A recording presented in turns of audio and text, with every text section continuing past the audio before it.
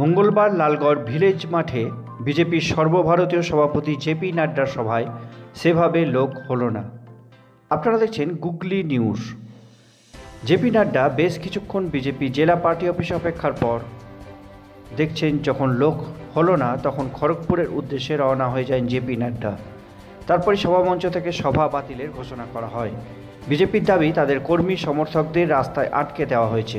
বিজেপির অভিযোগ অস্বীকার করেছে তৃণমূল। পাশাপাশি বুধবার ঝাড়গ্রাম জেলা জুড়ে বিভিন্ন কর্মসূচি ছিল বিজেপির রথযাত্রাকে কেন্দ্র করে। বেশিরভাগ জায়গায় বিজেপির কর্মসূচিতে লোক না হওয়ায় পূর্ব ঘোষিত কর্মসূচি বাতিল করতে হয়েছে বলে বিজেপি জানান। এদিন আম্বানি ও রোহিণীতে বিজেপির কর্মসূচিতে সেভাবে মানুষের ভিড় চোখে পড়ল না, যা নিয়ে তৃণমূল এখন প্রশ্ন তুলছে।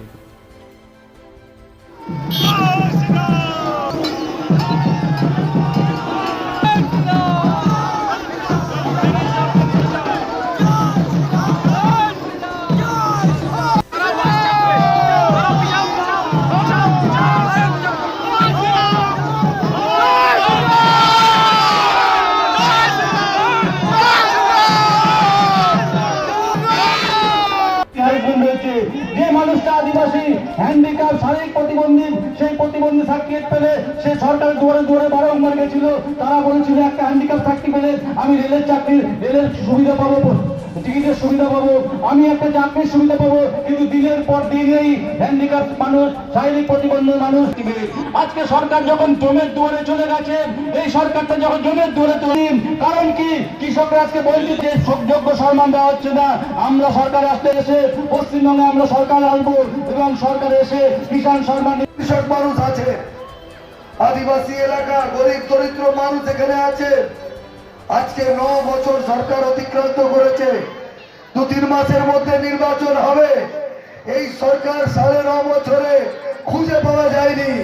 যারা এতদিন বলতো মানুষের সব কাজ করে দিয়েছি, হঠাৎ নভেম্বর মাসে তারা বুঝতে পারলো মানুষ অনেক কাজকর্ম বাকি, তাই তারা দুয়ারে দুয়ারে এসছে। সব জায়গায় একটি কার্ড দিয়ে যাচ্ছে। কার্ডের নাম কি? বলছে স্বাস্থ্য সাথী। এ কোন স্বাস্থ্য সাথী কার্ড? একদিকে নরেন্দ্র মোদী বললেন আমরা আয়ুষ্মান দিচ্ছি, দেশের 50 কোটি মানুষ আয়ুষ্মান কার্ডের 5 লক্ষ টাকা পাচ্ছে, যাতে তাদের চিকিৎসা হচ্ছে।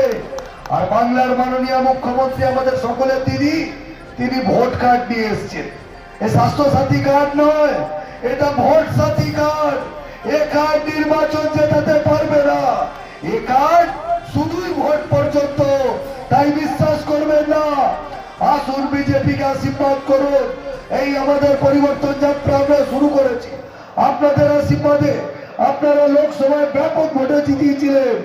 আর একবার বিজেপিকে আশীর্বাদ করুন, আমাদের এই পরিবর্তন যাত্রাকে আশীর্বাদ করুন। ক্ষমতায় আসার 24 ঘন্টার মধ্যে আমরা আয়ুষ্মান ভারত চালু করব। সবাই চিকিৎসা পাবে, কোনো টেম্পোরারি থাকবে না। আর দিদি বলছেন, কি বলছেন? টেম্পোরারি কার্ড দাও। টেম্পোরারি কার্ড বা যাদের পার্মানেন্ট কার্ড আছে, টিভিতে দেখুন, সমস্ত খবরের চ্যানেলগুলো দেখুন। কোনদিন কলকাতায় কাউকে সরেন, কোনদিন কলকাতা হসপিটাল স্বাস্থ্য কার্ড দিয়ে যাচ্ছে, কলকাতা হসপিটাল বের করে দিচ্ছে। কখনো মালদায়, কখনো মুর্শিদাবাদ, কখনো বর্ধমান, কখনো আপনার এই জেলার খড়গপুর। এই ধরনের ভাওতাবাজি কাজ থেকে আমরা মুক্তি দেব। 24 ঘন্টার মধ্যে আমরা প্রত্যেককে আয়ুষ্মান কার্ড দেবো। আমাদের এই যে কর্মযজ্ঞ সারা পশ্চিমবঙ্গ ব্যাপী হচ্ছে, বিভিন্নভাবে হচ্ছে। ঝাড়গ্রাম জেলার মধ্যে শুরু হয়েছিল লালগড়ে। তো সেই লালগড়ে যিনি শুভ সূচনা করেছিলেন আমাদের সর্বভারতীয় সভাপতি জেপি নাড্ডাজি, এবং সেই পরিবর্তন যাত্রার রথ আপনারা দেখতে পেলেন গাড়ি সঙ্গে করে বিভিন্ন জায়গাতে ঘুরছে, মানুষের সমর্থন পাচ্ছে, মানুষ স্বতঃস্ফূর্তভাবে সেই রথের সামনে দাঁড়িয়ে নিজেরাই পুষ্পবৃষ্টি করছেন। এবং এই ভারতীয় জনতা পার্টিকে যাতে পশ্চিমবাংলায় আগামী কয়েকদিনের মধ্যেই ক্ষমতায় আনা যায়, সেটাও মানুষ ভাবছে। এবং সেই কারণের জন্য আজকে আপনারা দেখলেন যে আমাদের এদিকে বিশেষ করে বিভিন্ন জায়গার থেকে যে পরিমাণ লোক এসছে, এই যে প্রোগ্রামটা হলো আপনারা দেখতে পেলেন, আমাদের রোহিণী মণ্ডলের পক্ষ থেকেই টোটাল প্রোগ্রামটা করা হয়েছে। আপনারা এই প্রোগ্রাম দেখুন, নাড্ডাজি সর্বভারতীয় সভাপতি, ওনার পক্ষে প্রত্যেক মণ্ডলে ঘোরাটা অত্যন্ত সমস্যাজনক একটা ব্যাপার। কারণ সর্বভারতীয় মানে প্রত্যেকটা রাজ্যে যদি উনি একটা প্রোগ্রাম করেন তাহলে হিসেব করলে উনি কি বলবো যে এক মাসে হয়তো সমস্ত ভারতবর্ষটা সম্পূর্ণ করতে পারবেন না। তাই মণ্ডলের প্রোগ্রামগুলো ওনার পক্ষে করাটা জটিল। সেই জন্য উনি জেলা সভাপতিকে পাঠাচ্ছেন, রাজ্যের নেতৃত্বদেরকে পাঠাচ্ছেন, ওনারা এসে প্রোগ্রাম করছেন। এই সম্বন্ধে কি বলবেন? দেখুন, ওই দুর্বৃত্তের ছলের অভাব নেই, একটা কথা আছে না। তো ওনারা যাদের সমালোচনা করা স্বভাব তারা সারা জীবন ধরে সমালোচনা করবে। আর ফুল আমরা কি জানি বলুন? ফুল মানে শ্রদ্ধা। আমরা শ্রদ্ধা নিবেদন করছি মানুষের কাছে, মানুষকে শ্রদ্ধা প্রদর্শন করে তাদের কাছে আমরা যেতে চাই এবং মানুষ সেটাতে সাড়া দিয়ে রাস্তায় বেরিয়ে নিজেরা তাদের সমবেদনা জানাচ্ছে যে আমরা কতটা যন্ত্রণার মধ্যে আছি, পশ্চিমবাংলায় ভারতীয় জনতা পার্টির সরকার আসুক এবং তাহলে আমরা সুখের মধ্যে থাকবো। বিধানসভা ভোটের জন্য এটা তো 100% কার্যকারী হয়েই গেছে, আমাদের কিছু করার না। আমরা তো কালের দেওয়ালে লেখা হয়ে গেছে যে আগামী কয়েকদিনের মধ্যেই পশ্চিমবাংলায় ভারতীয় জনতা পার্টির মুখ্যমন্ত্রী হবে। মানিকপাড়া থেকে গুপ্তমণি হয়ে বাঁকড়াতে স্ট্রিট কর্নার, বাঁকড়া থেকে কেশিয়াপাতা হয়ে কুলটিগিরিতে স্ট্রিট কর্নার হয়ে এখানে আমাদের রোহিণীতে জনসভা। এবং এই জনসভাতে আমাদের টোটাল যে সামগ্রিকভাবে যারা মণ্ডল নেতৃত্ব আছেন, আমাদের এখানের যারা জেলা মেম্বার আছেন যিনি, এবং এখানের শক্তিকেন্দ্রের প্রমুখ থেকে শুরু করে প্রত্যেকেই স্বতঃস্ফূর্তভাবে কাজ করেছেন, বিভিন্ন মোর্চারা কাজ করেছেন, যার জন্য আজকে আমাদের সার্থক হয়েছে। হ্যাঁ, রাজ্য নেতৃত্ব অনেকেই ছিলেন। তুষারদা ছিলেন আমাদের রাজ্য সম্পাদক, তুষার মুখার্জি মহাশয়। উপস্থিত ছিলেন আমাদের রিতেশ তেওয়ারি মহাশয়। হ্যাঁ, এবং অন্যান্য আরও রাজ্য নেতৃত্ব 2-3 জন ছিলেন সঙ্গে করে। জেলার তো সমগ্র নেতৃত্বই ছিলেন। যেমন একটা আপনাকে উদাহরণ দিই, আপনি দেখুন, আমি প্রশাসনকে জানানো সত্ত্বেও তৃণমূলের সামনে পার্টি অফিস তারা খোলা রেখেছে। আমি বললাম যে স্যার, একটা দিনের জন্য যদি কোনো কারণবশত এটা বন্ধ করা যায় আপনারা দেখুন, ব্যবস্থা করুন। সামনেই ওনারা সেটা করছেন না, তো ওনারা এই বিপদগুলো নিজেদের ডেকে আনছেন। আমরা 2টো ব্যারিকেড বানালাম, আমাদের ব্যারিকেড কেটে দেওয়া হলো। গতকাল রাত্রে এই ঘটনাটা ঘটেছে। তো বিষয়টা হচ্ছে কি, এই সমস্ত ব্যারিকেড কেটে ফ্ল্যাগ ছিঁড়ে দিয়ে যে জায়গাতে আমরা ফ্ল্যাগ বাঁধছি সেই জায়গাতে ওরা এসে নতুন করে আবার ফ্ল্যাগ বাঁধা শুরু করে দিচ্ছে। তো আমরা তো ওদের প্রোগ্রাম বাধা দিতে যাইনি, তাহলে ওদের আসার কোনো ব্যাপার হয় না। এগুলোকে কি করছেন জানেন তো? আমাদের একটাই কথা বলতে, বর্তমান পরিস্থিতিতে যে জায়গাতে দাঁড়িয়ে আছি, একটা কথা বলছি আমি, সেটাই শেষ কথা, যে মুখ্যমন্ত্রীকেও আমি এই বার্তাটাই পৌঁছাতে চাই যে কি বলবো, সারাদিন ভেঙে ছোপাত হোক, তোমারও তো শান্ত হলো মুঠি, অন্যায় হবে না, এবার নিলে ছুটি। আমি ভিক্টর মাহাতো, রোহিণী মণ্ডলের মণ্ডল সভাপতি। তৃণমূলের যে সরকার দিদিমণি চালাচ্ছেন, এটার নাম কানমানি সরকার, এটার নাম পিপল চোরের সরকার, এটার নাম আমফানের টাকা চুরি করার সরকার, এটার নাম চোরের সরকার। এটা আপনারা সবাই জানেন। আপনারা এখন নতুন একটা জিনিস দেখেছেন, বলছে দুয়ারে দুয়ারে সরকার, বলছে কিনা? বলছে তো দুয়ারে সরকার। আমি বলি, এখন দুয়ারে সরকার করতে এসছেন, আপনারা তো অনেক আগে পায়খানায় ঢুকে গেছেন, বাথরুমে, কারণ বাথরুমের টাকা চুরি করেছেন, পায়খানার টাকা চুরি করেছিলেন, আপনারা তো পায়খানায় ঢুকে গেছেন। আপনারা এখন আবার দুয়ারে এসছেন কেন? আপনাদের জমের দুয়ারে যাওয়ার কথা, আপনারা এখন আমার দুয়ারে কেন আসছেন? তাই জন্য বলছি, এই সরকার 10 বছর ধরে যে কথা আপনাদের বলেছে, কি বলেছে? বলেছে আমাকে ভোট দিন, আমাকে ভোট দিলে আমি আপনাদের সোনার বাংলা তৈরি করে দেব। আমি এখানে বলি, তৃণমূলের যে সমস্ত দাদা ভাইরা আমার কথা শুনতে পাচ্ছেন, আমি আপনাদেরকে 2টো প্রশ্ন করব। প্রথম প্রশ্ন এটা যে আপনার ওপরের নেতারা যারা দীর্ঘদিন ধরে তৃণমূলটা করেছিল, তারা কেন বিজেপির দুয়ারে চলে যাচ্ছে? এটার জবাব দেবেন আগে। আপনি কেন রাখতে পারেননি?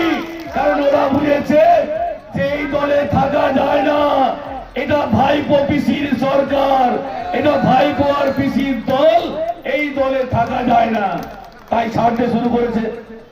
এখানকার ছোটখাটো কয়েকটা তৃণমূলের নেতা তারা ভাবছিলেন যে তাদের দাঁড়ান ধরে তারা এই পদ্ধতিটা পার হবেন। আমি তাদের আশ্বস্ত করতে চাই, যে সমস্ত তৃণমূলের নেতা, ছোট মাঝারি বড় বাবার নেতারা এখানে ঘোরাঘুরি করেন, তাদের জন্য বলতে চাই, আপনারা চিন্তা করবেন না, আপনারা চিন্তা করবেন না। যদি না চুরি করে থাকেন তাহলে নিশ্চিন্তে থাকতে পারেন, আর যদি চুরি করে থাকেন তাহলে আমরা সরকারে আসলে আপনাদের ঠিকানা হবে ঝাড়গ্রাম জেল, নয়তো মেদিনীপুরের জেল, নিশ্চিন্তে থাকতে পারেন। তাই বন্ধু, সবাইকে এখান থেকে বলতে চাই, এই পরিবর্তন যাত্রার মধ্য দিয়ে আপনাদের সকলকে দিয়ে মানুষের কাছে এটা বলুন যে আপনারা বলেছিলেন বাংলাকে সোনার বাংলা করে দেবেন। আপনারা বাংলাকে সোনার বাংলা করতে পারেননি। মাঝে মধ্যে শুনি ভাইপোর বাড়ি একতলা আরো বেড়েছে, ভাইপোর বাড়ি প্রাসাদ থেকে প্রাসাদ হয়েছে, ভাইপোর বাড়িতে ঝাড়বাতি লাগছে বা দামি দামি ঝাড়বাতি লাগছে। যত খুশি লাগান, কেন্দ্রে রয়েছে নরেন্দ্র মোদীর সরকার। আপনি কি কি ঝাড়বাতি লাগিয়েছেন, আপনার ঘরে কত সম্পত্তি হয়েছে, তার জন্য আপনার পেছনে ঠিক লোক লেগে গেছে। আপনি নিশ্চিন্ত থাকতে পারবেন না, ঘুমোতে পারবেন না, বসতে পারবেন না, উঠতে পারবেন না।